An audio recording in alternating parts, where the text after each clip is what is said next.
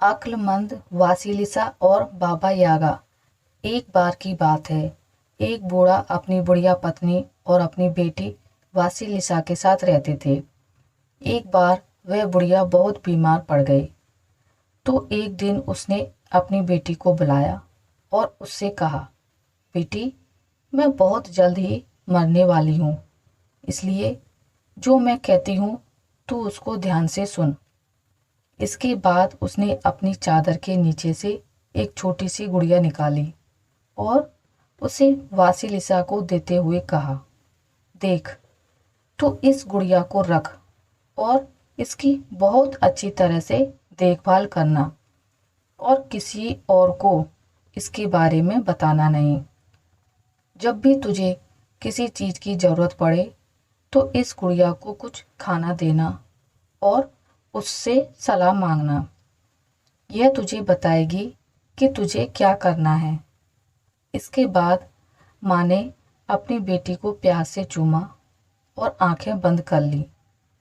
उसने अपनी आखिरी सांस ले ली थी। काफ़ी समय तक तो बूढ़े ने अपनी पत्नी का दुख मनाया, पर फिर दूसरी शादी कर ली। उसकी दूसरी पत्नी एक विधवा थी और उसकी अपनी 2 बेटियां थीं। उसकी दोनों बेटियां बहुत ही बुरी थीं। उनको खुश करना बहुत मुश्किल काम था। वासिलिसा इतनी सुंदर थी कि उसकी दोनों सौतेली बहनें उससे बहुत जलती थीं। वे और उनकी माँ तीनों उसको हमेशा ही सताती रहती थीं। वे उससे सुबह से शाम तक काम कराती रहती थी और फिर भी उसको डांटती रहती थी।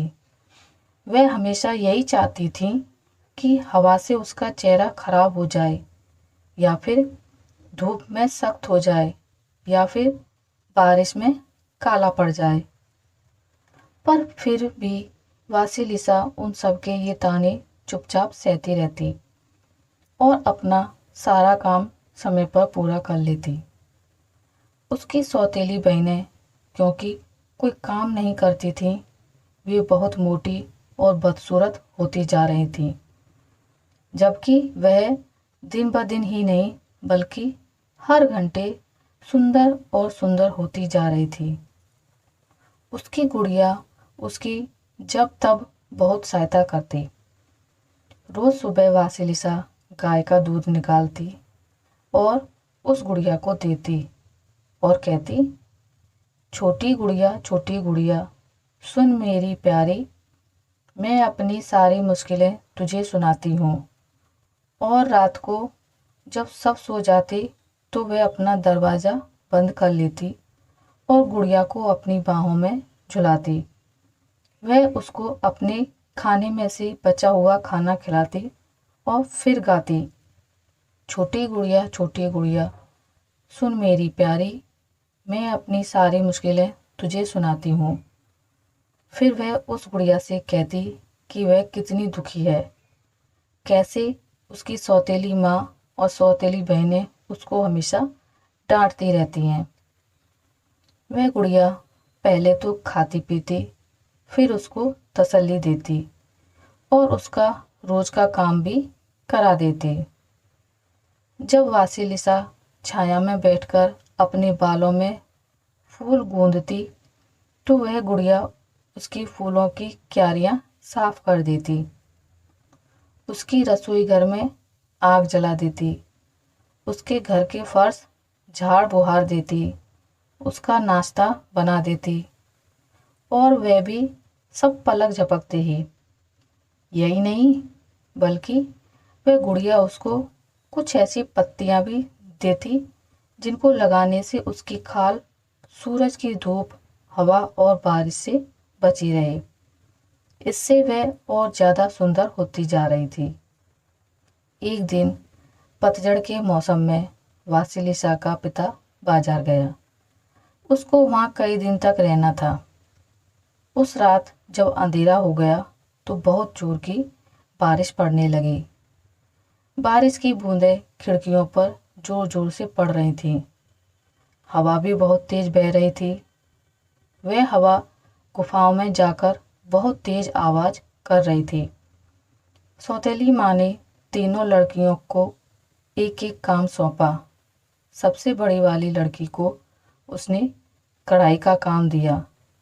दूसरी बेटी को उसने मोजा बुनने का काम दिया और वासिलिसा को उसने सूत काटने का काम दिया।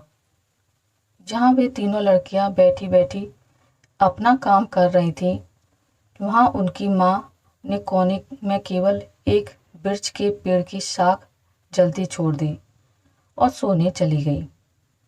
कुछ देर तक तो वह शाख जली, पर फिर अचानक वह बुझ गई। दोनों सौतेली बहनें चिल्लाईं, अब हम क्या करें? चारों तरफ तो अंधेरा ही अंधेरा है और हमको अपना काम खत्म करना है। किसी को तो रोशनी लानी ही पड़ेगी। सबसे बड़ी बेटी बोली, मैं तो बाबा यागा के घर जा नहीं रही हूँ। दूसरी बेटी बोली, मैं भी उसके घर नहीं जा रही। तो दोनों एक साथ बोली, तब तो वासिलिसा को ही उसके घर जाना पड़ेगा और उसके घर से रोशनी लानी पड़ेगी। ऐसा कहकर उन दोनों ने अपनी सौतेली बहन को बाबा यागा के घर से रोशनी लाने के लिए धक्का देकर बाहर निकाल दिया। बेचारी वासिलिसा पहले तो जानवरों के बाड़े में गई। वहाँ उसने कुछ खाने के टुकड़े अपनी गुड़िया को खिलाए और बोली, छोटी गुड़िया सुन मेरी प्यारी, मैं अपनी सारी मुश्किलें तुझे सुनाती हूँ। और फिर उसने उसको बताया कि उसकी सौतेली बहनों ने उसको बाबा यागा के घर जाकर रोशनी लाने को कहा है। वह चुड़ैल जादूगरनी तो उसको यकीनन खा ही जाएगी। उस छोटी गुड़िया ने अपना खाना शांति से चुपचाप खाया। खाना खाने के बाद उसकी दोनों आंखें दो चमकीली जलती हुई मोमबत्ती की तरह से चमकने लगी। वह बोली, डरो नहीं वासिलिसा, तुम मुझे अपने पास ही रखो और बेधड़क होकर तुम बाबा यागा के पास जाओ। बाबा यागा तुमको कोई नुकसान नहीं पहुंचा सकती। वासिलिसा ने गुड़िया को अपनी जेब में रखा और अंधेरे जंगल की तरफ चल दी। वहाँ उसके चारों तरफ के पेड़ ऊंचे ऊंचे खड़े हो गए। अब आसमान में ना तो चांद और ना ही तारे दिखाई दे रहे थे। अचानक पता नहीं कहाँ से एक घुड़सवार वहाँ से गुजरा। उस घुड़सवार का मुंह बिल्कुल सफ़ेद था, उसका शौर भी सफ़ेद था, उसका घोड़ा भी सफ़ेद था और उसकी लगाम भी सफ़ेद थी, जो अंधेरे जंगल में उजली उजली चमक रही थी। जैसे ही वह वहाँ से गुजरा तो सुबह की रोशनी पेड़ों से छन छन कर आने लगी और वासिलिसा उस रोशनी में चलती चली गई। तभी एक दूसरा घुड़सवार अपना घोड़ा दौड़ाता आया। उसका चेहरा लाल था, उसका शॉल भी लाल था, उसका घोड़ा भी लाल था और उसके घोड़े की लाल लगाम उस सुबह की रोशनी में लाली फैला रही थी। जैसे ही वह लाल चेहरे वाला घुड़सवार वहाँ से गुजरा तो लाल लाल सूरज निकल आया और उसकी गरम गरम किरणें वासिलिसा के चेहरे को छूने लगी। वे किरणें उसके बालों पर पड़ी और उसकी बूंदों को सुखाने लगी। वासिलिसा बिना आराम किए जंगल में सारा दिन चलती रही। शाम तक चलते चलते वह जंगल में एक खुली जगह में आ गई। उस खुली जगह के बीच में मुर्गी के पंजों पर लकड़ी की एक झोपड़ी खड़ी थी। उस झोपड़ी के चारों तरफ एक चहार दीवारी लगी हुई थी, जिस पर आदमियों की खोपड़ियाँ सजी हुई थी। उस चहार दीवारी में एक दरवाज़ा था, जिसके डंडे एक मरे हुए आदमी की टांगों के थे। उस दरवाजे के कुंडे मरे हुए आदमी की बाहों के थे और उस दरवाजे के ताले मरे हुए आदमी के दांतों के थे। इस सब को देखकर वासिलिसा तो वहाँ डर के मारे बिल्कुल ही बिना हिले डुले जमीन से चिपकी खड़ी रह गई। तभी एक तीसरा घुड़सवार वहाँ अपना घोड़ा दौड़ाता हुआ आया। उसका चेहरा काला था, उसका शॉल भी काला था, उसका घोड़ा भी काला था और उसके घोड़े की लगाम भी काली ही थी। जैसे ही वह वहाँ आया तो वह अपने घोड़े से उतरा और उन खोपड़ियों की अंधेरी आंखों को, जो उस झोंपड़ी की चार दीवारी पर लगी थीं, आग की तरह चमकने लगी। इससे वहाँ खुली जगह में दिन की तरह रोशनी हो गई। यह देखकर वासिलिसा कांपने लगी। इनको देखकर तो वह इतनी डर गई कि हिल भी नहीं पा रही थी। पर इससे ज़्यादा बुरा हाल तो उसका अभी होने वाला था। जल्दी ही उसने महसूस किया कि हवा कांप रही थी और उसके पैरों के नीचे ज़मीन हिल रही थी। बाबा यागा जंगल में अपनी ओखली में बैठी उसको अपने मूसल से उड़ाती और झाड़ू से उसके पीछे के निशान मिटाती उड़ती चली आ रही थी। झोंपड़ी के दरवाजे पर आकर वह रुकी और वहाँ उसने अपनी नुकीली नाक उस लड़की की तरफ करके हवा में कुछ सूंघा और बोली, फू फी फो फुम। मुझे एक रूसी के खून की खुशबू आ रही है। तुम कौन हो? लड़की बोली, मैं वासिलिसा हूँ। मेरी बहनों ने मुझे यहाँ रोशनी लाने के लिए भेजा है। वह जादूगरनी चिल्लाई, आहा वासिलिसा, मैं तुम्हारी सौतेली माँ को बहुत अच्छी तरह से जानती हूँ। तो तुमको रोशनी चाहिए। इसके लिए तुमको यहाँ ठहरकर मेरे लिए पहले कुछ काम करना पड़ेगा। उसके बाद हम देखेंगे। फिर वह अपने दरवाजे की तरफ मुड़ी और बोली, ओ मेरे मजबूत कुंडे, खुल जा खुल जा, मेरे चौड़े दरवाजे खुल जा। दरवाज़ा तुरंत ही खुल गया। दरवाज़ा खुलते ही बाबा यागा अपनी ओखली में बैठी अंदर चली गई। वासिलिसा उसके पीछे पीछे थी। जैसे ही दोनों उस दरवाजे के अंदर घुसी तो वह दरवाज़ा अपने आप फिर से वैसे ही कसकर बंद हो गया। अंदर पहुंचते ही उस जादूगरनी का बगीचा था, जिसमें एक बिरछ का पेड़ खड़ा हुआ था।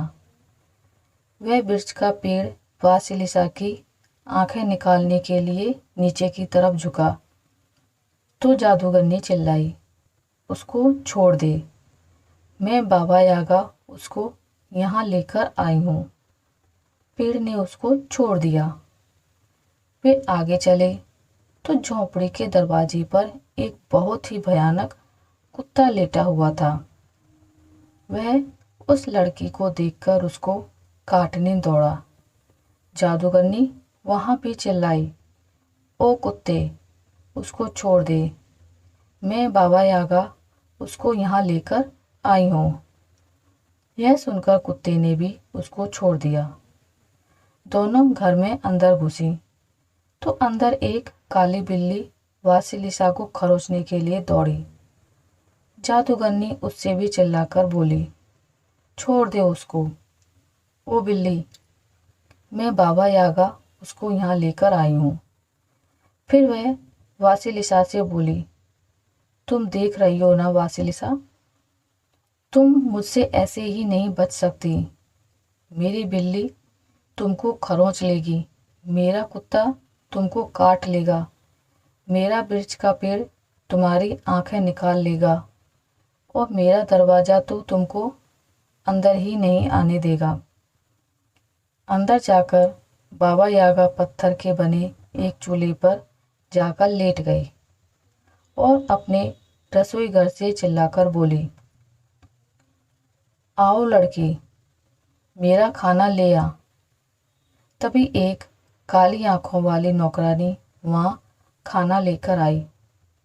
उसका वह खाना 10 लोगों के खाने के बराबर था। एक बाल्टी भरकर गाय का मांस था, 10 लोटे भरकर दूध था, एक भुना हुआ सूअर था, 20 मुर्गे थे और 40 बत्तखें थीं। 2 बैल के मांस की पाई थी और चीज़ थी।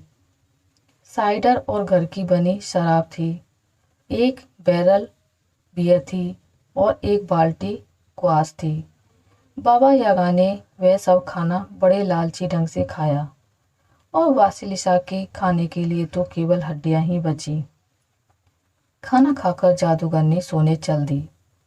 चलते चलते वह वासिलिसा से बोली, देखो, यह अनाज का थैला ले जाओ और इसमें से अनाज के दाने बीन लो। इसके भूसे में अनाज का कोई दाना नहीं रहना चाहिए। जब तक मैं सोकर उठती हूँ तब तक तुम इस काम को खत्म कर लो, नहीं तो मैं तुमको खा जाऊंगी। कहकर उसने अपनी आंखें बंद कर ली और खर्राटे मारने लगी। उसके खर्राटों की आवाज़ से आसपास की सब लकड़ियां भी हिलने लगी। बेचारी वासिलिसा ने डबल रोटी का एक टुकड़ा उठाकर गुड़िया के सामने रखा और उसकी सलाह मांगी। गुड़िया ने चुपचाप वह डबल रोटी का टुकड़ा खाया और बोले, तुम डरो मत, तुम अपनी प्रार्थना कहो और सोने जाओ। सुबह शाम से ज़्यादा अक्लमंद होती है। वासिलिसा यह सुनकर सोने चली गई। जैसे ही वह लड़की सो गई, उस छोटी गुड़िया ने अपनी साफ आवाज में पुकारा, कबूतरों, चिड़ियों, चैटफिंच, काइट, आज की रात तुम्हारे लिए बहुत काम है। ओ मेरी पंखों वाली दोस्तों, तुम्हारे काम पर सुंदर वासिलिसा की जिंदगी निर्भर है। गुड़िया की पुकार सुनकर बहुत सारी चिड़ियाएं झुंड में उड़ती हुई वहां आ गईं। इतनी सारी चिड़िया कि उन्हें आंखें भी नहीं देख सकती थीं और उन्हें जबान भी नहीं गिन सकती थी। उन सब ने उस भूसे में से अनाज के सारे दाने बीन लिए। फिर उन्होंने उन दानों को थैले में भर दिया और भूसे को डिब्बे में डाल दिया। इस तरह उन्होंने रात खत्म होने से पहले सारा काम खत्म कर दिया।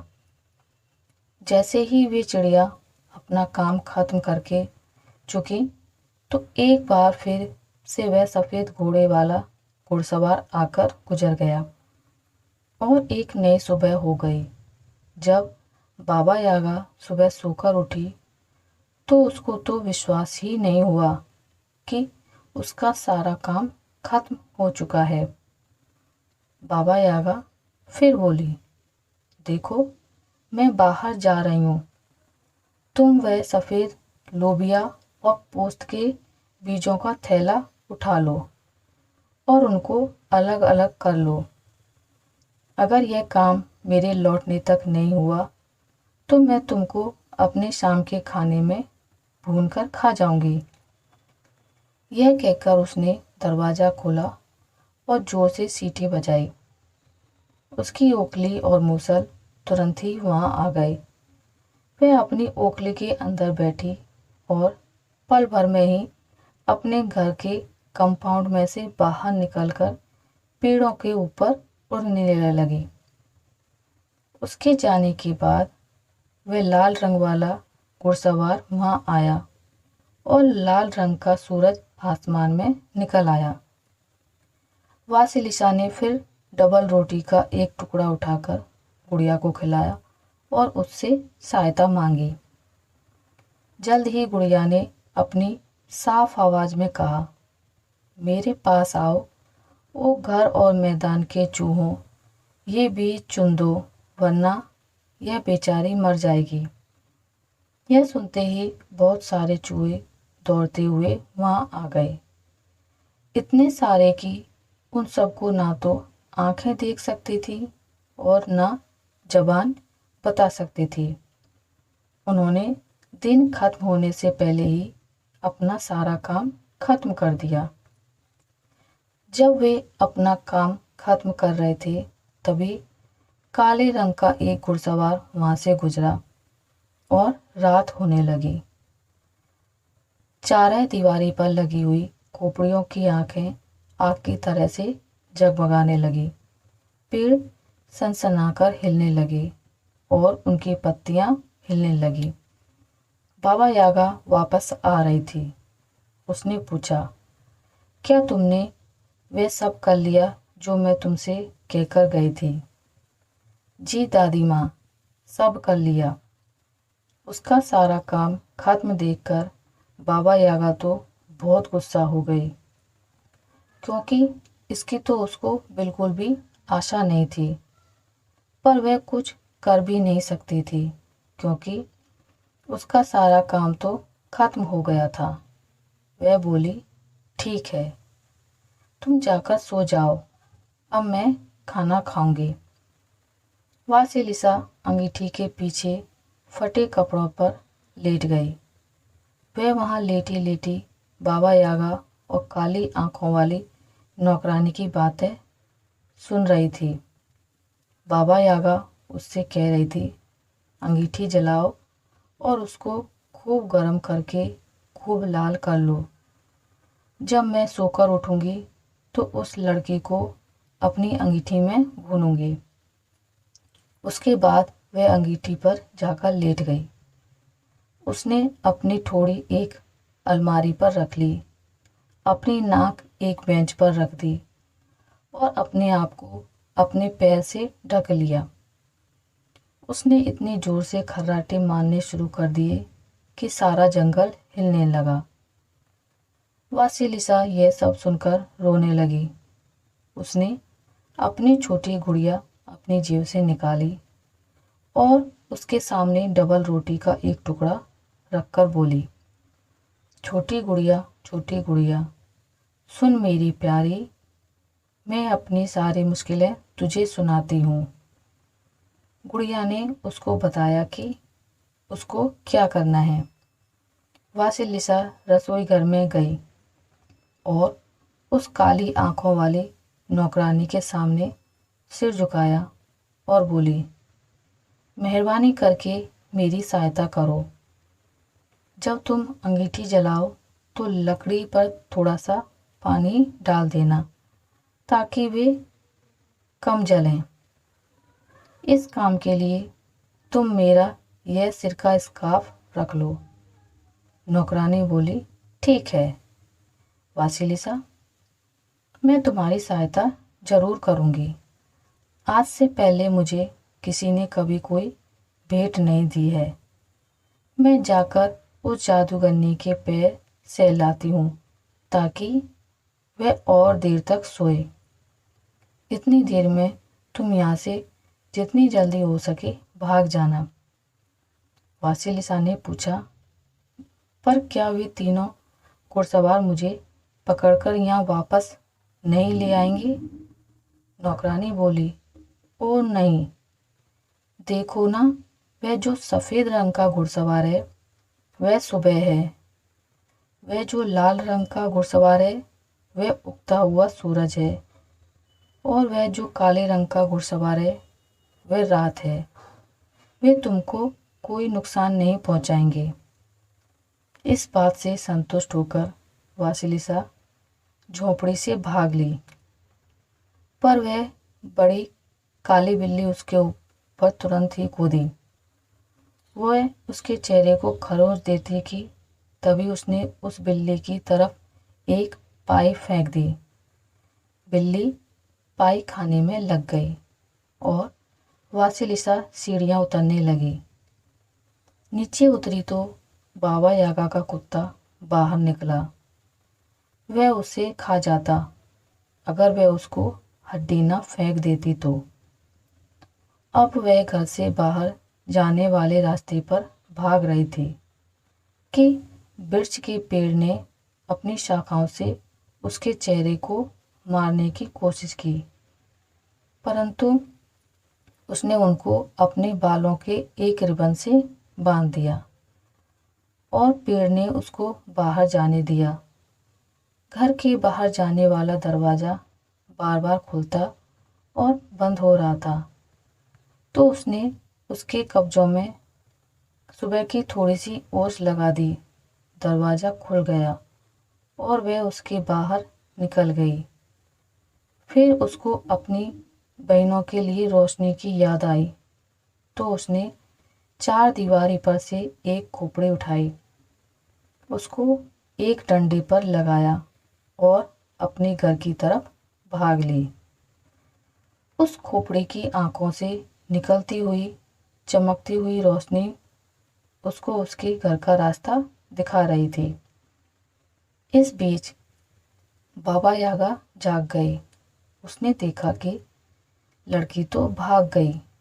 वह अपनी काली आंखों वाली नौकरानी पर चिल्लाई, तुमने उसे जाने ही क्यों दिया? नौकरानी बोली, क्योंकि उसने मुझे अपना स्कार्फ दिया। मैंने तुम्हारी इतने दिनों सेवा की है, पर तुमने मुझे सिवाय बुरा भला कहने के और कुछ नहीं दिया। फिर वह अपनी बड़ी काली बिल्ली की तरफ घूमी और उस पर चिल्लाई, तुमने उसको क्यों जाने दिया? बिल्ली बोली, उसने मुझे पाई दी। मैं तुम्हारी इतने साल सेवा करती रही, पर तुमने तो मुझे कभी डबल रोटी के ऊपर का टुकड़ा तक नहीं दिया। तब वह जादूगरनी गुस्से में भरकर घर के बाहर भागी और अपने कुत्ते से बोली, और तुम बताओ कि तुमने उसको क्यों जाने दिया? क्योंकि उसने मुझे हड्डी दी। मैंने तुम्हारी इतने साल सेवा की, पर तुमने तो मुझे खाने के लिए हड्डी का कभी कोई छोटा सा टुकड़ा भी नहीं दिया। यह सुनकर जादूगरनी और बाहर की तरफ भागी और वृक्ष के पेड़ से बोली, ओ वृक्ष के पेड़, क्या तुमने अपनी शाखाएं उसके चेहरे पर नहीं मारी? वृक्ष का पेड़ बोला, नहीं, मैंने उसको जाने दिया, क्योंकि उसने अपने बालों में से रिबन निकालकर उससे मेरी शाखाएं बांध दी थीं। मैं यहाँ 10 साल से खड़ा हूँ, पर तुमने तो मेरी शाखाओं में कभी एक धागा भी नहीं बांधा। अब तो बाबा यागा का गुस्सा बहुत ऊपर चढ़ गया।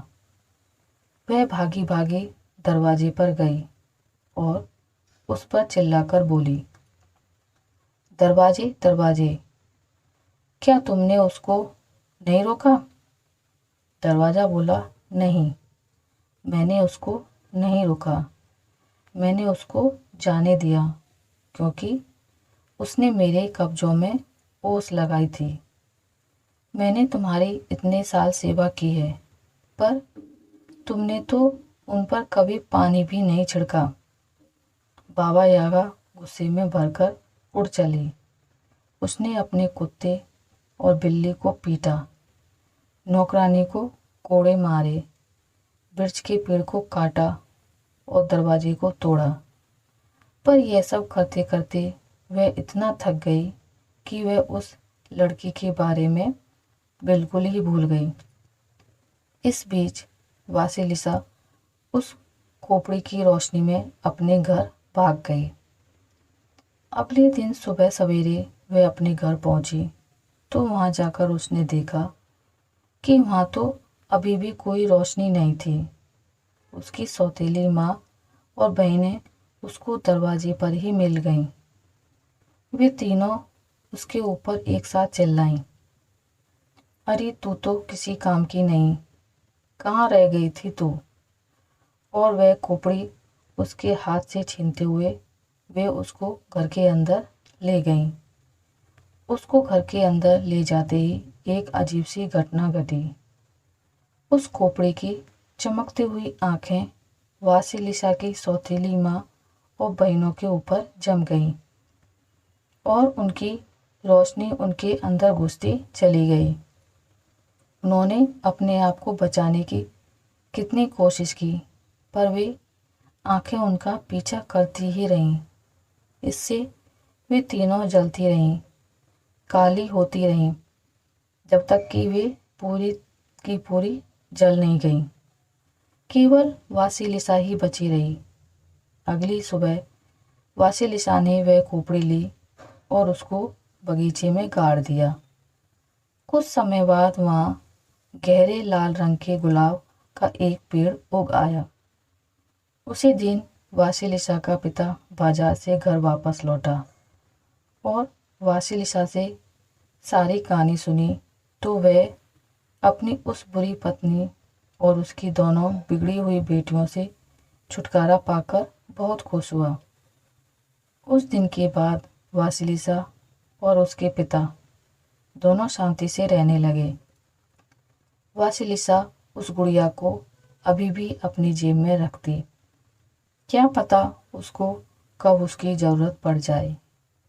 तो दोस्तों, आपको मेरी आज की कहानी कैसी लगी मुझे कमेंट करके ज़रूर बताइएगा। अगर आपको मेरी ये कहानी अच्छी लगी है तो इसे लाइक करें, ज़्यादा से ज़्यादा शेयर करें और अगर आप मेरे चैनल पर नए हैं तो इसे सब्सक्राइब करना ना भूलें।